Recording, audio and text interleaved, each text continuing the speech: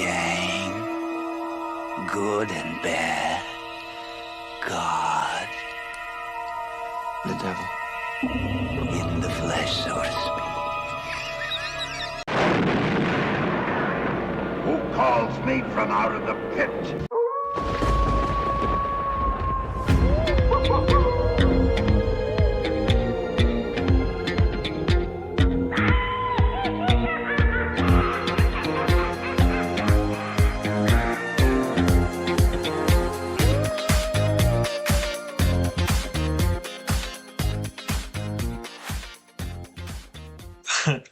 Welcome to another Tuesday edition of the Return to the Son of the Show. I'm Paul. I'm Mark.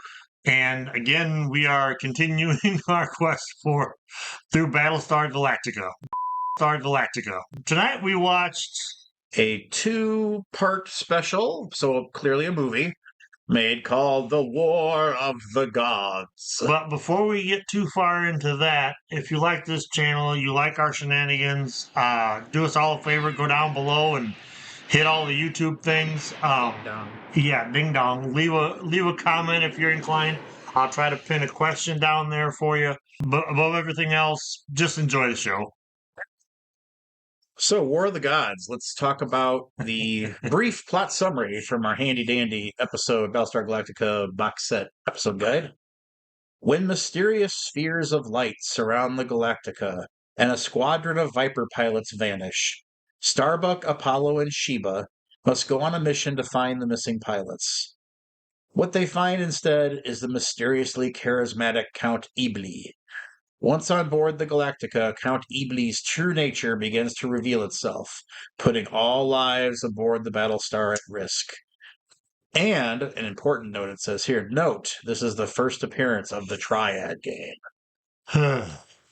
Yeah. So, thoughts on War of the Gods? Oh man, a 2-episode special that could have been 1 episode, and it would have been a lot better. Yeah. The only memories as a kid that I have of this is the scenes where they're getting loaded up onto the glowy ship and the white outfits they had on. Yeah. I don't remember anything else about this episode.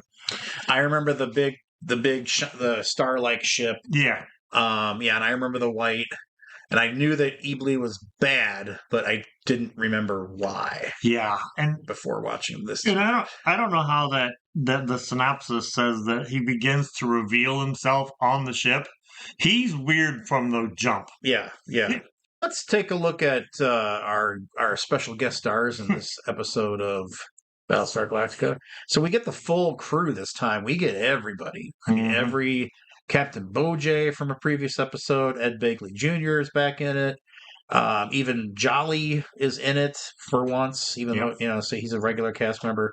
But special guest stars include Patrick McNee as Count Iblis, and much more, as we'll talk about. And then Kirk Allen makes a very, very brief appearance as Old Man.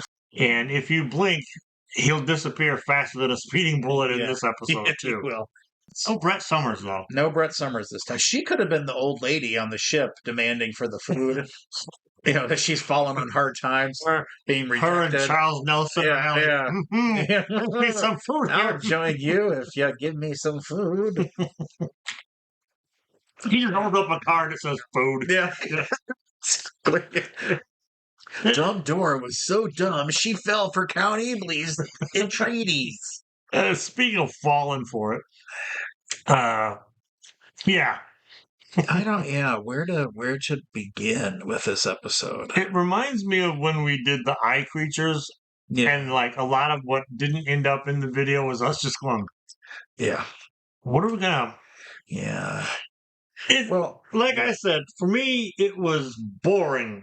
It was maybe in a compressed episode, like a Star Trek episode, or just a one-shot episode of something, where it would have been more like, at least the plot would have moved forward, and they wouldn't have had to fill it with that silly basketball game thing twice. where they run around looking like they belong, like on Zardoz. Yeah, It's kind of really bad uncomfortable. costume choices. Kind of uncomfortable to watch. This is a lot of this episode. Maybe they had to spend all the money on the ship, the Angel ship. But this felt like recycled Buck Rogers dance scenes. And Where they were costumes. dancing with the ropes. Yeah. Instead of the silks. Yeah, the light bars. yeah. So that. But yeah, this episode. I don't know. What's funny is we started out, we were going to watch a couple episodes, standalone episodes, and then do a review on that because we knew these 2 movies were coming up. But we watched a really good episode, Correct. And then thought we got sidetracked. We realized with the next one we would have had to see this one, so we're like, oh, we got to go back and do this. So we jumped back to watch Fire in this. Space, which we'll get back to. Yeah. And we watched this one instead. And we probably should have just kept going with the singular episodes. Well, I mean, I've been waiting on this one because I knew it was important to the mythology. I couldn't remember how. Yeah. And so, it's mythology, all right. Yeah, it's a lot. If I remember right, this is the one that our one of our subscribers, Steve Myers, talks about. This is when he tuned out. Okay. When it got way into the Space Gods thing was when he tuned out. Yeah. And I don't blame you. I don't either. So I'm shocked by Glenn A. Larson that he spends half of these. Most of one episode really telling rather than showing. It's so much talking head, exposition, blah, and people yelling, "What's happening to us?" And it's just let it. There was no. It's as if he had to have the triad game to have some action because there was absolutely no action at all. Yes, you're right. In this at all. It starts out with a bang because they're out in space and they're getting attacked by little glowy balls. Right. And then it just turns into a lot of this. Yeah. And a lot of this was 1979, so we were still riding high on that whole man hasn't achieved his full potential. Right. He could bend spoons with his mind. Yes, the fact that they brought up the fact that the worst scene in retrospect. Now back then everyone would have been like, "Oh yeah, it makes sense." The worst is Adama basically telling that he's mastered the art of Yuri Geller. I mean, the fact the ancients could bend spoons. Yes, I used to drive your mother crazy by bending the utensils in the kitchen. Yes, I mean it's just 70s gobbledygook out of the blue. Yeah, I mean, it does kind of pick up from the pyramid. When they land on Kobol and they go to the pyramid. So I mean, that is Glenn A. Larson's shtick. Right. But I mean, but this whole Adama has never just been sitting there in his room boop, boop, right. Come in, Yeah. Nothing leading up to it. Yeah, and so unfortunately, we just get this. What should be shocking, and if Iblis, it says here that he's charismatic. Is he Patrick McNee really charismatic? No, he's slimy and smarmy at best. Yeah. I don't think he's charismatic. So if it had been, I would have done to fill the 2 episodes. I would have done. They found him there. He fakes like the crash just happened, comes on board, becomes a, gets ended up shoved off to, he's not wearing the white robes. He doesn't look like Adama's reverse. He shows up and then he leads, he inspires people to follow him and they revolt against Adama. That would have been, and actually that plot was done in the remake. So they took it, which is all I could. The whole time I'm watching this episode, I'm like, "Good God, Ronald Moore did it so much better in the new one, in the new release." Well, he knew how not to. Do how not to do this. So it's just, and we get another creepy old man seducing a woman 30 years, 40 years his junior. At least 30. Yeah, and I don't know. It's just so much talking and for me, you know how we've talked in the past about how they borrowed or they just swap stuff from Buck Rogers to Battlestar Galactica and vice versa and whatever. The Buck Rogers episode that has Jack Palance in it, Yeah. is a way better version of this one. Correct. This guy might even be wearing Palance's outfit Yeah. in that episode of Buck Rogers. Well, I mean, I did a couple interesting things. I mean, there was a couple of cool. The fact that it's Patrick McNee's voice that does the introduction. Yeah. And doesn't he also do the original like High Commander? Yeah. The big broccoli head? No, he says that. So he says to Baltar's like, I know your voice. And so because, Baltar, I mean, it's kind of a double implication. So it implies that, Satan's been whispering in his ear, and that's what led him to revolt against, or to betray the human race. Mhm. But he's the voice of Imperious leader. Yeah. And so and he is the voice. I mean, he was, if you look at the earlier credits, Patrick McNee is the voice of the Imperious leader. So, I mean, there were some kind of cool ideas that, that beyond this there's a pattern, there's this evil force behind it all. Right. So that's cool. But they also touched on like the history of the Cylons. Yeah, they did a bit. Yeah, which was kind of cool. Yeah. But the fact that, like I was trying, it's not Mormon. And so Iblis, the term, the name, and they say it in the episode, comes from the ancients, Diabli. So it's Diablis.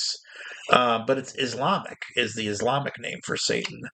And so it's kind of not Mormonism, but he's the leader of the devils. Well, they had, I think, given the time period, if they would have been talking about Islamic stuff, it would have been too foreign for American audiences. So they just did kind of the weak distillation of Diablo, Diablos.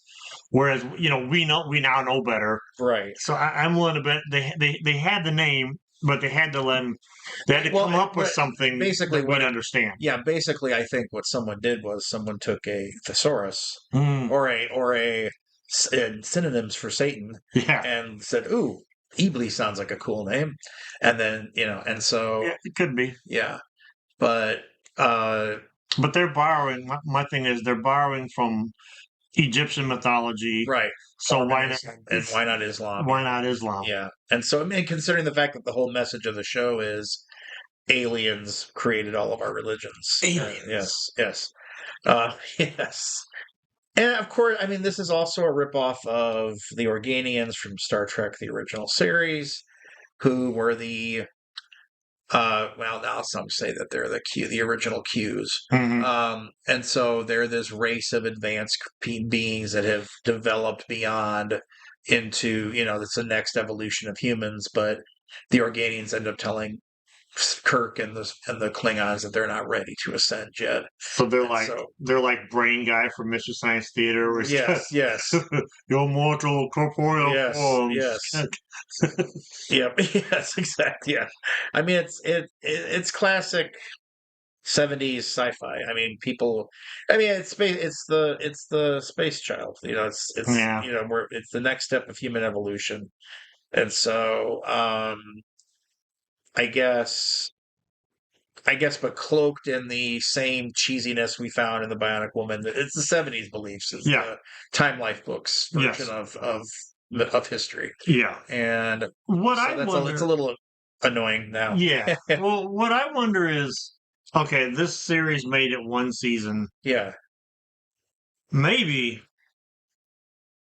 killing it with season 1 was a good idea, because if this is the direction they were headed, I wouldn't have been able to handle it. No, it would have been. I mean, because eventually my thought would be, they, for whatever reason, somehow maybe they go through a time warp or something ridiculous, and they've all developed this whole power stuff, and they get to Earth and we're all like, cavemen, and then the space gods come down, and it's basically like a loop of Yeah. Well, I mean, which would have been awful. I mean, it would have been better than Galactica 1980. But yes. So I'm not opposed to shows having a deep mythology at all. Right.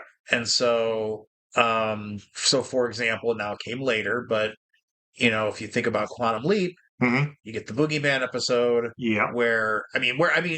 spoilers for Quantum Leap. You know, eventually Sam discovers it's been God who's been leaping him through Yes. to put right what once went wrong. And there's an episode called the Boogeyman where he fights Satan. He finds that Satan is against him, and so I'm fine with that. You got Yeah. Lost, which had ends with uh, the lost people creating the purgatory where they move on. Like a Mhm. lot of people hated, but I like. So yell at me in the comments. But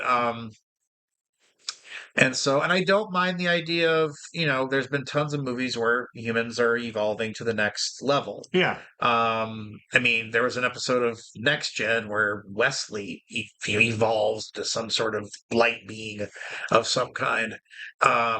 Star Wars, the this matter, we are not, Yoda doing Yes. the whole "we're Yes. not this man." So it's a classic trope. Yeah. It's just it was executed so poorly. It was very much so. Yeah, It was out of the blue, yeah, and it was like just too much talking. yeah, This has been a show that from the get-go, from the episode 1, hmm, has been an action show. yeah, And now, as you get towards the end close to the end, we're not there yet, no, but we're getting there. We're on the second half. right, Now you're gonna pump up. You're gonna pump the brakes, and you're gonna pump all this dogma yeah, into us. And then the next episode is going to be fire in space. yeah, It's yeah, like yeah. it didn't work for me. Yeah, and I think, and there are, gosh, they say it now, even about certain TV shows. There's mythology episodes. X-Files used to have it. Mhm. X-Files would have regular episodes for a while, and then suddenly there was a mythology episode to move the bigger plot forward. So this is like the original kind of Yeah, form of yeah. that. But yeah, I guess what confused me is I think it's fine to have Iblis show up. He's Satan. He's tempting them.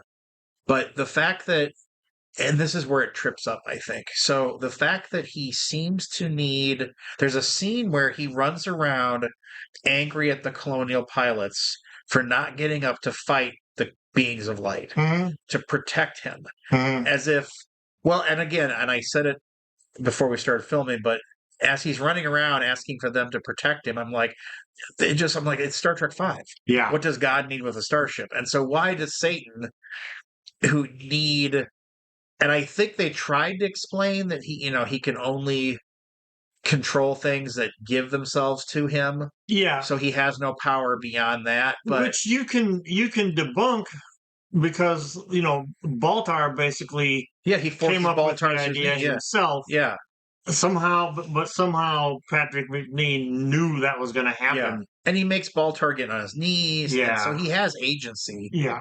And Baltar clearly was resisting.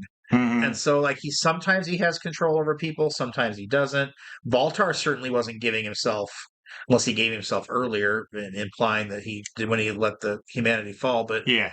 I just don't get the whole beings of light chasing him, and the beings of light are angels. He was one of them. He fell, but the fact that they're chasing him in a spaceship, and it just doesn't quite work. Well, I felt like Kirk too. I felt like what does Satan need with a Battlestar Galactica? and like you got this really cool glowy ship that's Yeah. chasing everybody around, and then the brain guys were like, "You're in a dimension." Yeah, And it's like I they don't. didn't have to tell us that. I mean, yeah, it wasn't necessary, Yeah. and it was like too confusing. Yeah, it was too. Yeah, that was all talky too. That was all talking, explaining what was Yeah. going on when we could have just watched it happen. Yep.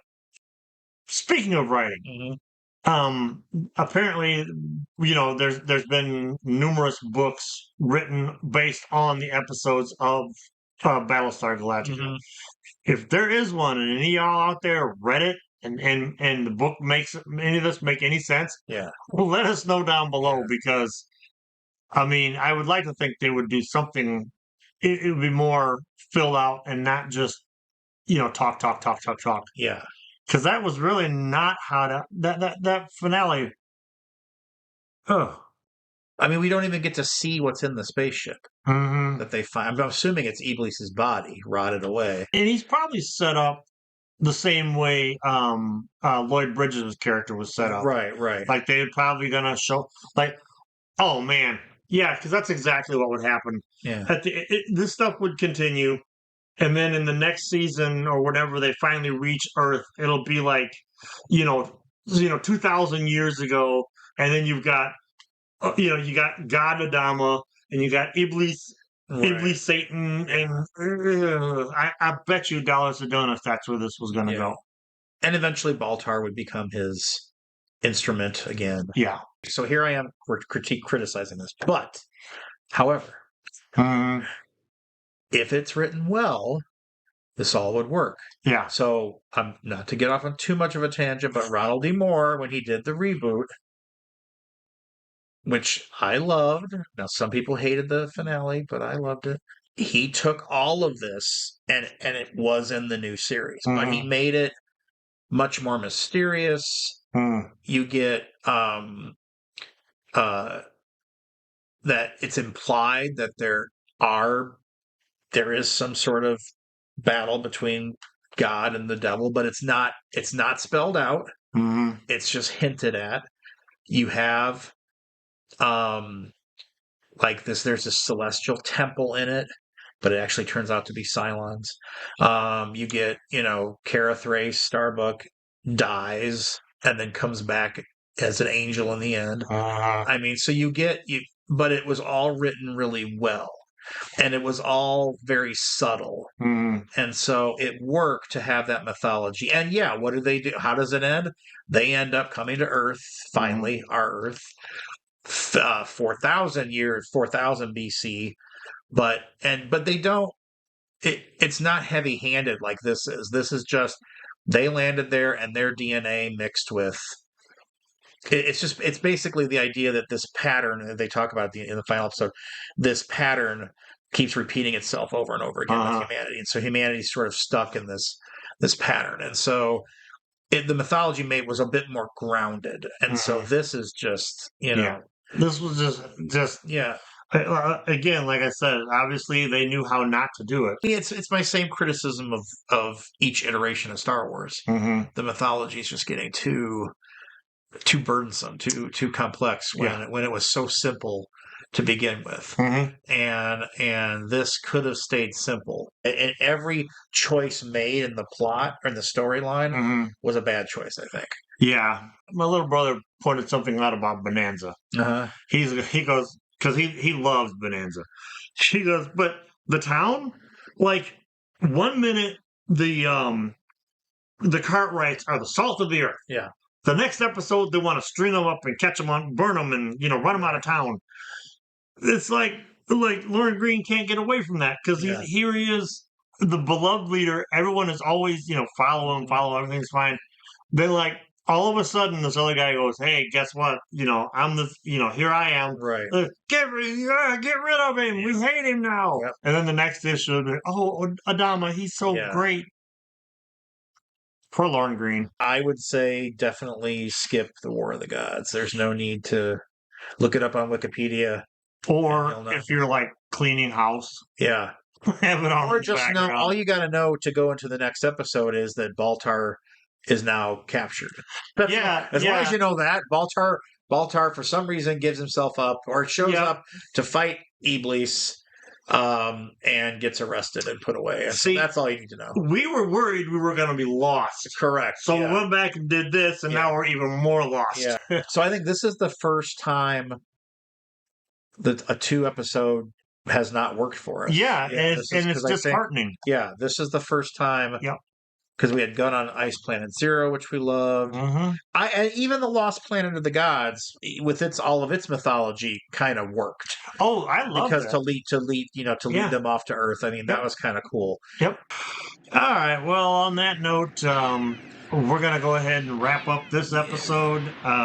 We'll be back with more of these in the future. Tell us in the comments if you can present a book and or film where they get this kind of mythology mixed with sci-fi correct. Yeah. I can. Here, I'll start everyone off. Roger Zelazny's Lord of Light. That gets it right. Okay. That's I have not read that yet, Oh, but yeah, I'm yeah, giving that- serious thought to it. Yeah, that gets it right. Well, for the Lords of Light, the Yes. Lords of Kobol Kobol, and the War of the Gods. the War of the Gods, I'm Paul, I'm Merc. and this has been the return of the son of the show. Fleeing from the tyranny of Season 3 of The Bionic Woman, the return of the son of the show leads a ragtag group of reviewers on a lonely quest. A shiningly good episode of Battlestar Galactica.